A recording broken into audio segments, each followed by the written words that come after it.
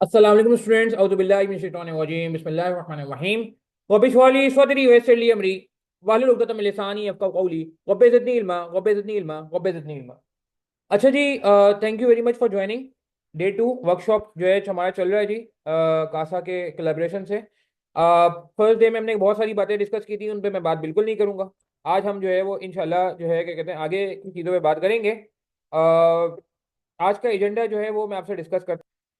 अच्छा, आज हम सिर्फ और सिर्फ रिवीजन में बात करेंगे। टेक्निक्स वगैरह सारी डिस्कस हो गई है। इसकी रिकॉर्डिंग इंशाल्लाह मैं कल अपलोड करूंगा, पोर्टल पे भी अपलोड करूंगा। यूट्यूब पे देखते नहीं देखते, वरना पोर्टल पे ऐसा होगा सबके लिए अवेलेबल हो जाएगा इंशाल्लाह। ठीक है, अभी आपने लाइव में मेरे साथ रहना है। कैपिटल राशनिंग को जल्दी से हम डिस्कस कर लेते हैं। कैपिटल राशनिंग के पीछे हमने पढ़ा था कि जी शॉर्टेज ऑफ फंड होती है। ठीक है, शॉर्टेज ऑफ फंड होती है। थ्योरेटिकल सवाल भी आ सकता है कि जी सॉफ्ट कैपिटल राशनिंग क्या होती है, जिसमें हम अपने ही फैसलों की वजह से जो है क्या कहते हैं उसको जो है ना क्या कहते हैं फंड ज्यादा नहीं इस्तेमाल कर रहे होते अपने ही फैसलों की वजह से। ठीक है, और क्या कहते हैं कुछ केसेस में ये होता है कि हम हार्ड कैपिटल राशनिंग का सामना होता है, यानी कि हम तो चाहते हैं हमारे पास पैसे हो, मगर एक्सटर्नली अवेलेबल नहीं है, यानी कि बाहर वाले हमें पैसा देने को तैयार नहीं है, शेयर होल्डर हमें पैसा देने को तैयार नहीं है, डेट होल्डर हमें पैसा देने को तैयार नहीं है। तो ये हार्ड कैपिटल राशनिंग कहलाती है। ठीक है जी, तो soft capital rationing, hard capital rationing है, ये थियोरेटिकल, ये थ्योरी हैंडआउट में ये सब चीजें अवेलेबल है। आप देखें, मैं थ्योरी हैंडआउट से ये चीज करा रहा हूँ आपको, तो टेंशन की बात नहीं है, ये आप यहाँ से कवर कर सकते हैं। अच्छा, सबसे इंपॉर्टेंट बात वो ये थी कि दो तरह के प्रोजेक्ट्स होते हैं, थोड़ा सा आप लोगों का पार्टिसिपेशन भी मुझे चाहिए। दो तरह के प्रोजेक्ट्स होते थे, याद करें। एक होते हैं डिविजिबल और एक होता है इनडिविजिबल। ऐसा ही है भाई, सवाल आज सॉल्व नहीं होगा कोई भी, सिर्फ और सिर्फ जो है वो आपकी जिसे कहते हैं ना कि रिवीजन कराई जाएगी अच्छे लेवल पे जी। डिविजिबल प्रोजेक्ट से क्या मुराद है, पहले तो इसका मतलब समझ लीजिए, क्योंकि आगे जो अगला टॉपिक मैं इससे डिस्कस करूंगा मल्टी ब्रेड कैपिटल राशनिंग, वहां पे भी इसका चर्चा होगा। ठीक है ना, वहां भी इसका जिक्र होगा। अच्छा, डिविजिबल प्रोजेक्ट्स और एक होता है इनडिविजिबल प्रोजेक्ट्स। एग्जाम्पल मैं आपको देता हूँ, आप लोगों ने पता नहीं नाम सुना है उसका, स्पार का। स्पार सुपर मार्केट है ये, भादराबाद पे भी इनकी ब्रांच है, मोहम्मद अली सोसाइटी में भी इनकी ब्रांच है, और आई थिंक इनका गिलिफ्टन या डिफेंस में भी एक सेटअप है, if I am not wrong. जी, स्क्रीन को बड़ा कर देता हूँ मैं, कोई मसला नहीं है। हाँ, नाम सुना है आपने इसका, स्पार का? तो इनका बारे में, अच्छा ये सुपर मार्केट है भादराबाद पे, यूनाइटेड किंग बेकरी के साथ है। इनकी मोहम्मद अली सोसाइटी पे जंबो के पास एक है, अच्छा सा इनका बड़ा सेटअप, बहुत साफ सुथरी neat and clean super market है। कराची में बात हो रही है ये। और इसके अलावा एक इनका डिफेंस या क्लिफ्टन पे भी है। अब इनका पहले जो प्लान था वो ये था 10 सुपर मार्ट लॉन्च करनी है। कितनी लॉन्च करनी है? 10, मगर इन्होंने सिर्फ 3 लॉन्च की है।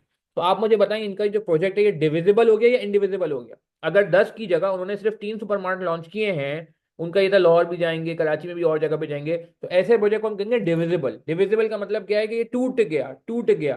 ठीक है, दूसरी तरफ आपने अगर कोई मशीनरी खरीदनी है, कोई प्लांट खरीदना है, तो उसमें ये नहीं होगा, वो तो पूरा ही खरीदना पड़ेगा ना। ऐसा नहीं हो सकता आधा प्लांट ले लूं, पौना प्लांट ले लूं, पाव प्लांट ले लूं, ऐसा नहीं हो सकता।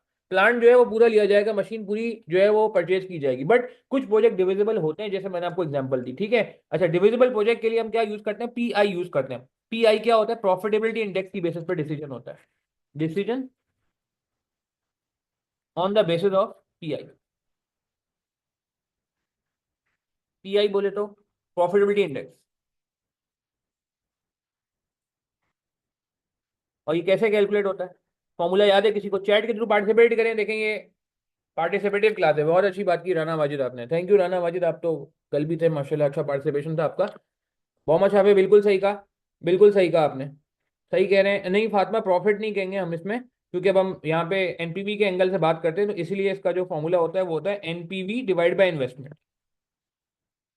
ठीक है जी, इन्वेस्टमेंट, जिस साल की इन्वेस्टमेंट में प्रॉब्लम है, एनपीवी डिवाइड बाय इन्वेस्टमेंट। ठीक है जी, सही है, हम आज सही कह रहे हैं, साद मुकीम सही कह रहे हैं आप। ठीक है, अच्छा, दूसरी तरफ ये तो हो गई बात डिविजिबल प्रोजेक्ट्स की, और इसकी बेस पे रैंकिंग की जाती है। Ranking on this basis, on pi basis. ठीक है, ये मैं अगेन मैंने जैसे कहा, सवाल मेरा कराना मकसद नहीं है आज बिल्कुल भी। उसके लिए आपका 100% फ्री एक्सेस है, उसके लिए आप बाकी चीज़ों पे बात कर सकते हैं। अच्छा, मेरा नंबर नोट कर लीजिए। अगर कोई आपने वो व्हाट्सअप ग्रुप नहीं ज्वाइन किया हुआ है तो कर लीजिएगा, उसमें मैंने कल भी कुछ कंटेंट शेयर किया और आगे पेपर तक इंशाल्लाह शेयर होता रहेगा। अच्छा, दूसरी तरफ डिविजिबल प्रोजेक्ट्स होते हैं, तो फिर हम क्या करते हैं, हम कॉम्बोज बनाते हैं। Make combos to identify maximum entry.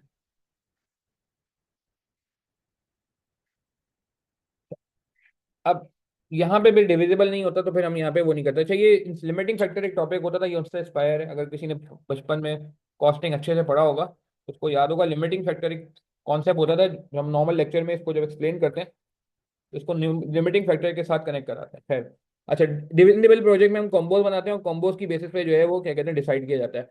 अच्छा, अब एक और बात बड़ी इंपॉर्टेंट मैं आपसे करता चलूँ, वो ये कि ये जो क्या कहते हैं कुछ आईकैप के सवाल हैं। आईकैप के सवाल अक्सर डिविजिबल प्रोजेक्ट्स पे होते हैं या इनडिविजिबल प्रोजेक्ट्स पे होते हैं अक्सर।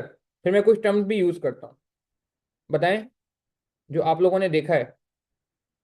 अच्छा, ग्रुप का लिंक अगर आप कह रहे हैं नहीं है आपके पास, चले मैं वापस शेयर कर देता हूँ। ये ग्रुप ज्वाइन कर लीजिएगा, जिनके पास ग्रुप का लिंक नहीं है वो मैंने चैट पे ग्रुप का लिंक वापस शेयर कर दिया है। वरना कोई रिकॉर्डिंग रेफर कर रहा होगा तो वो ये इस नंबर पे मुझसे कांटेक्ट करके ग्रुप का लिंक ले ले। अच्छा, तो मैं क्या कह रहा था, हाँ डिविजिबल नहीं, ज्यादातर आईकेप के सवालों में ना इनडिविजिबल आता है वैसे। वैसे वैसे ठीक है। और इनडिविजिबल आता है तो उसमें कॉम्बो बनाना होता है, मगर मगर मगर उसमें ना कुछ और टर्म्स भी होती हैं।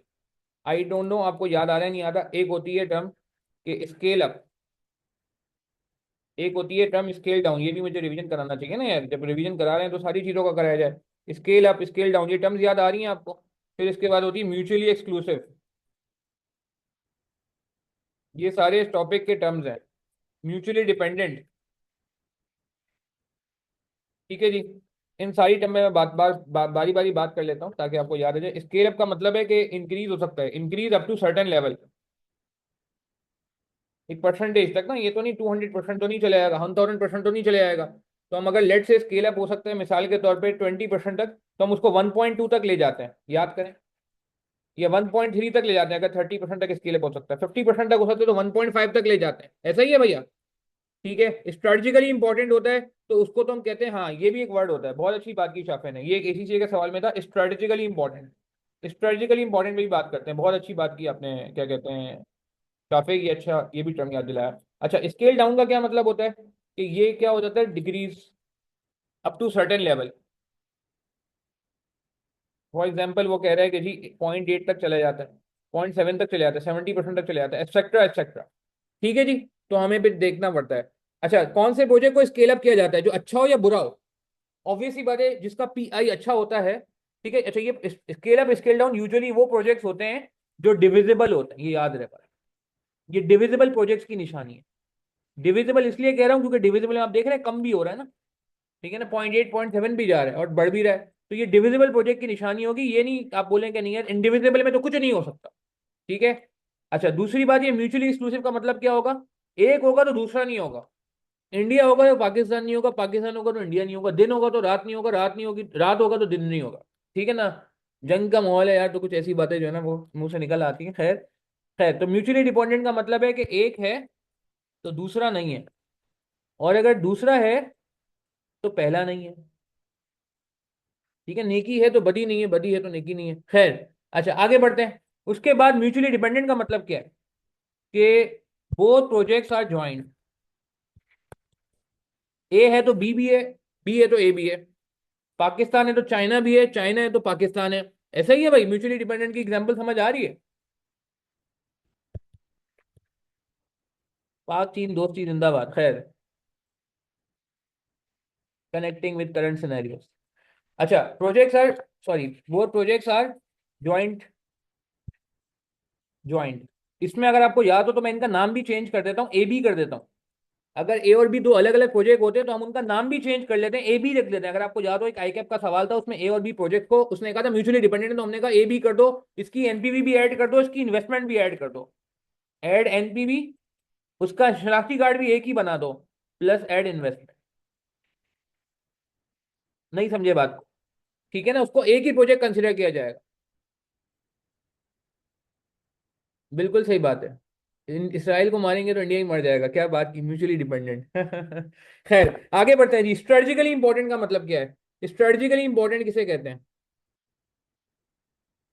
स्ट्रेटेजिकली इंपॉर्टेंट जो है वो किसे कहते हैं जी। स्ट्रेटेजिकली इंपॉर्टेंट है जो रैंकिंग इज फर्स्ट, या फर्स्ट रैंक जिसे हम कहते हैं, चाहे इसकी एनपीवी जीरो होगी,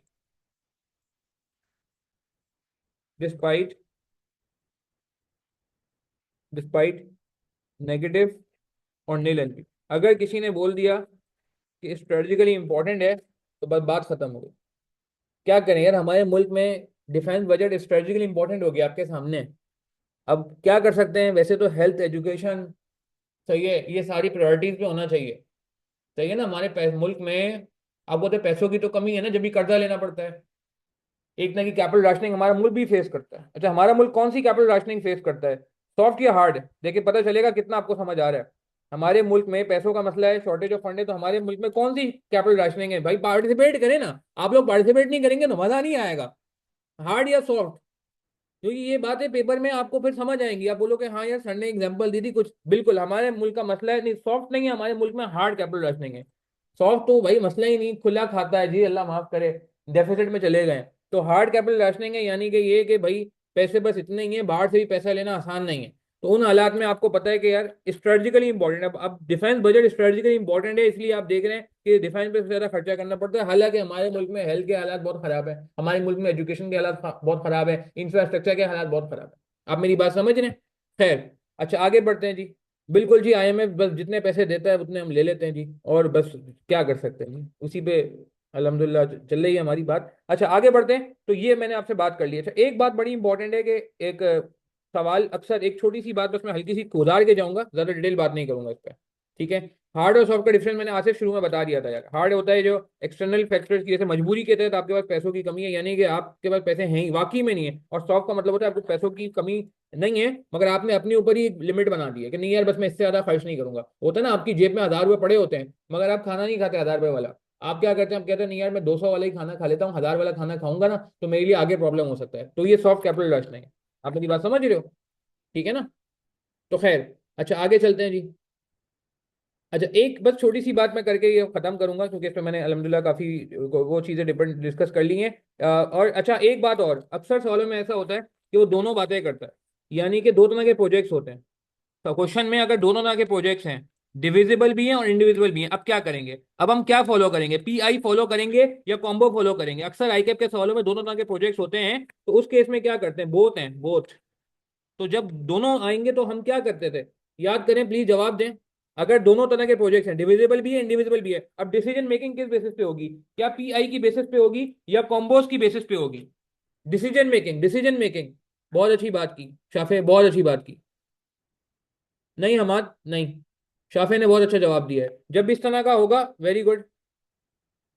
नहीं दोनों है अबैदुर्रहमान, डिविजिबल इंडिविजिबल दोनों है। वो कह रहे हैं कुछ प्रोजेक्ट डिविजिबल है, कुछ प्रोजेक्ट इंडिविजिबल है, यानी कि 6 प्रोजेक्ट में से 3 डिविजिबल है, 3 इंडिविजिबल है। आप क्या करें? तो बिल्कुल नहीं, अलग अलग सॉल्व नहीं करते हैं, हमें डिसीजन एक साथ ही लेना होता है, क्योंकि पैसे हमारे पास इकट्ठे ही होते हैं। उस केस में हम ये करते हैं, स्टेप फॉलो करते हैं। स्टेप वन हम करते हैं, पीआई निकालते हैं, हम पीआई कैलकुलेट करते हैं, मगर पीआई की बेस पर डिसीजन नहीं लेते। फिर स्टेप वन के बाद स्टेप टू पे हम कॉम्बो जाते हैं। अल्टीमेट डिसीजन कॉम्बो पे ही होगा, अल्टीमेट डिसीजन कॉम्बो पे ही होगा। बिल्कुल सही कहा जुबैर नासिर, बहुत अच्छी बात की।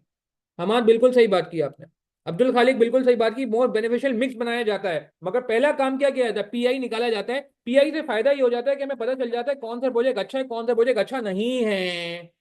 और फिर उसके बाद कॉम्बो बनाने में आसानी हो जाती है। याद आ रहे हैं कुछ सवाल, विंटेज 16, 2014, 2016, 2012, 2008, बहुत सारे सवाल आते हैं इसके। ठीक है जी, बात समझ आ रही है, क्लियर है बात? हमें, मैं सवालों पे नहीं जाऊंगा आज, मैंने जैसे आपको कहा, क्योंकि टाइम हमारे पास नहीं है इतना कि हम सवालों पे जा सकें। तो आपने पहले पीआई निकालना होगा, पीआई की बेस पे आपने अच्छे प्रोजेक्ट आइडेंटिफाई कर लिए, और उसके बाद आप कॉम्बो बनाएंगे। स्टेप टू आपका कॉम्बो होगा, डायरेक्ट कॉम्बो पे जाएंगे तो प्रॉब्लम हो सकती है। अच्छा जी।